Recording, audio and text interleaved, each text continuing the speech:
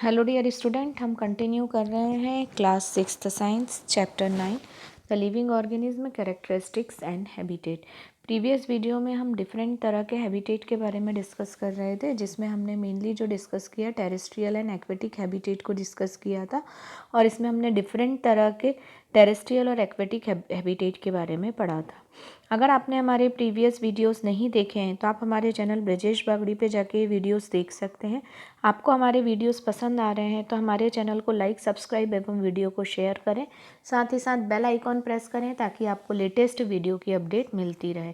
आज जो हम स्टार्ट करने जा रहे हैं नेक्स्ट टॉपिक वो है कैरेक्टरिस्टिक्स ऑफ ऑर्गेनिज्म, है ना, कि ऑर्गेनिज्म के कैरेक्टरिस्टिक्स क्या होते हैं। We went on a journey through different habitat and discussed many plants and animals. हमने अलग अलग तरह के हैबिटेट के बारे में देखा और उनमें अलग अलग तरह के प्लांट्स एंड एनिमल्स के बारे में समझा। In activity 1 we listed objects, plants, animals found in different surroundings. हमने जो एक्टिविटी 1 की थी उसमें हमने देखा था अलग अलग तरह के ऑर्गेनिज्म होते हैं, प्लांट होते हैं हमारे आसपास में, अलग अलग तरह की सराउंडिंग्स में। लेक साइड अलग होता है, ग्राउंड में अलग होते हैं, ग्रासलैंड में अलग होते हैं, गार्डन में अलग होते हैं, है ना। Suppose we stop a while and think which examples in our list are living. Let us think of examples from a forest. अब देखिए अलग अलग तरह के हम एग्जाम्पल फॉरेस्ट से लें, यदि trees, creepers, small and big animals, birds, snake, insect, rocks, soil, water, air, dry leaves, dead animals, ये सब जो है, mushroom and moss may be only the some of the object that are present in the forest. इतने सारी चीज़ें जो हैं हमको फॉरेस्ट में देखने को मिलेंगी, है ना, लिविंग और नॉन लिविंग के बारे में छोड़ के, यदि हम सिर्फ ऑब्जेक्ट्स के बारे में सोचें तो।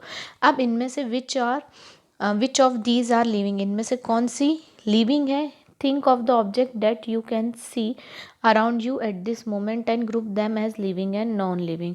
अपने आसपास के ऑब्जेक्ट को देखना है और उनको फिर लिविंग एंड नॉन लिविंग में आपको कैटेगराइज्ड करनी है। In some cases it is easy for us to know. For example we know that objects like chair और टेबल आर नॉट अलाइव।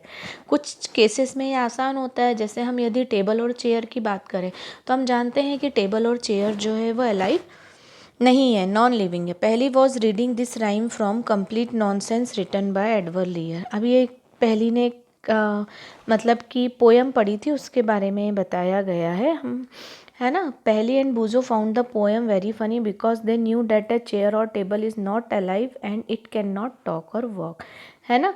अब इसमें ये बताया था कि टेबल और चेयर अलाइव नहीं है क्योंकि वो चल और बोल नहीं सकती हैं। चेयर, टेबल, स्टोन और a coin are not alive. Similarly we do know that we are alive and so are all people of the world, है ना। हम जानते हैं कि हम अलाइव हैं, ये सब पत्थर हैं, चेयर है, टेबल है, अलाइव नहीं है।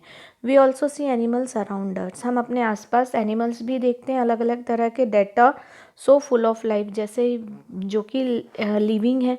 डॉग्स, कैट्स, मंकी, है ना, स्क्वेरल्स मतलब गिलहरी, इंसेक्ट्स हैं और भी बहुत सारे एनिमल्स हैं, ठीक है। अब इनमें से हम देखें कि how do we know that something is living. हम किस तरह जानेंगे कि कोई चीज़ लिविंग है। Often it is not so easy to decide. We are told that plants are living but they do not move like a dog or pigeon. अब ये कहना या ये डिसाइड करना आसान नहीं है। मान लीजिए हमने कहा कि प्लांट्स जो हैं वो लिविंग है, बट क्या वो मूव कर सकते हैं, एक जगह से दूसरी जगह तक डॉग या पिजन की तरह जा सकते हैं। On the other hand a car और a bus can move, still we consider them as a non living. दूसरी तरफ कार और बस जो है वो मूव करती हैं बट फिर भी हम उन्हें नॉन लिविंग बोलते हैं। Plants and animals appear to grow in size with time. Plants and appears जो है वो साइज में बढ़ते हैं इसलिए हम बोल रहे हैं। But then at times clouds in the sky also seem to grow in size. But यदि हम देखें तो जो आसमान में बादल है वो भी तो बढ़ते हैं। Does it mean that clouds are living, तो इसका मतलब ये है कि अब जो बादल हैं वो लिविंग है। No, so how does one distinguish between living and non living. तो फिर हम किस तरह से लिविंग एंड नॉन लिविंग में डिस्टिंग्विश कर पाएंगे, डिफ्रेंशिएट कर पाएंगे। So how does one distinguish between living and, do living things have some common characteristics that make them very different from the non living. क्या लिविंग थिंग में कुछ ऐसे common character होते हैं जो उन्हें नॉन लिविंग थिंग्स से एकदम अलग करते हैं, डिफ्रेंशिएट करते हैं। You have wonderful examples of living being. हम जो है वो एक बहुत अच्छा एग्जाम्पल है। What characteristics do you have which make you different from A non living thing. हम में ऐसे क्या कैरेक्टरिस्टिक्स हैं जो हमें नॉन लिविंग थिंग से अलग करता है। List of few of these characteristics in your notebook. अब इन कैरेक्टरिस्टिक्स को हमें नोटबुक में लिखना है। तो सबसे पहले हम रेस्पायर करते हैं, रेस्पिरेशन होता है हमने, है ना। Look at your list and mark those characteristics that you have listed. आपको क्या करना है, एक लिस्ट बनाना है और उसमें मार्क करना है इन कैरेक्टरिस्टिक्स को। विच में ऑल्सो भी फाउंड इन एनिमल्स और प्लांट्स। और इनमें ये देखना है कि ये इनमें से कौन से कैरेक्टरिस्टिक्स एनिमल्स एंड प्लांट्स में भी हैं।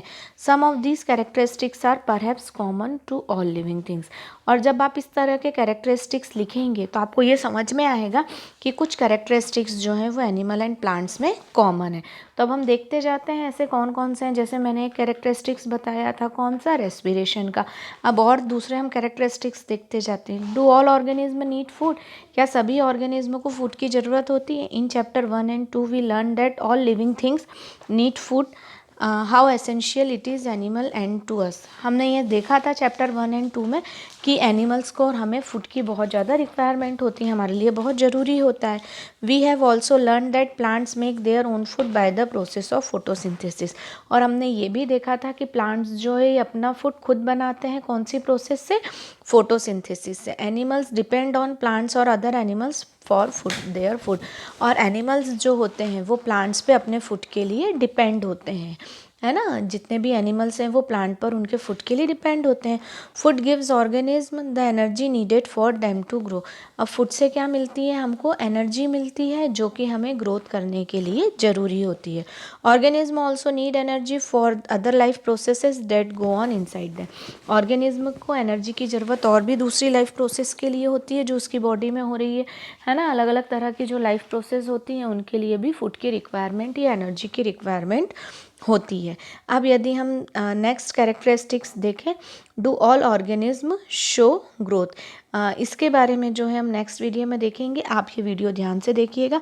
इसमें कोई भी डाउट, कोई भी प्रॉब्लम होने पर आप मुझसे पूछ सकते हैं, मैसेज करके, कमेंट करके, है ना। एक बार बुक ज़रूर रीड करिएगा। Keep study, keep watching. Thank you so much.